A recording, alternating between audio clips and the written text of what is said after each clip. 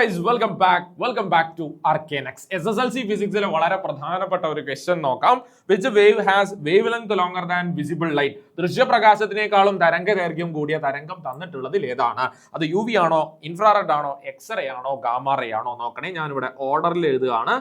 Gamma ray, x ray, UV, visible, infrared, radio wave. So gamma ray, x ray, UV, visible, infrared, radio wave തന്നിട്ടുള്ളതിൽ ഏറ്റവും തരംഗദൈർഘ്യം അല്ലെങ്കിൽ wave length കുറവുള്ള ആൾ എന്ന് പറയുന്നത് അത് ഗാമാറേ ആണ്. സോ ഗാമാറേക്ക് ഏറ്റവും കുറവ് തരംഗദൈർഘ്യമാണുള്ളത്. ഈ റേഡിയോ വേവിന്റെ കേസ് എടുക്കുകയാണെങ്കിൽ റേഡിയോ വേവിന്റെ തരംഗദൈർഘ്യം വളരെ കൂടുതലാണ്. സോ ഗാമാറയിൽ നിന്നും റേഡിയോ വേവിലേക്ക് വരുന്ന സമയത്ത് തരംഗദൈർഘ്യം കൂടി വരികയാണ്. സിമ്പിൾ അല്ലേ? ചോദ്യം നോക്കണേ. നമ്മളോട് ചോദിച്ചിട്ടുള്ളത് തന്നിട്ടുള്ളതിൽ വിസിബിൾ ലൈറ്റിനേക്കാളും ദൃശ്യപ്രകാശത്തിനേക്കാളും തരംഗദൈർഘ്യം കൂടിയ ആൾ ആരാണ്?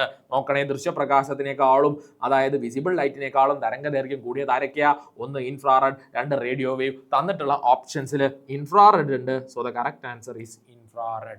എളുപ്പമാണ്, സിമ്പിൾ ആണ്.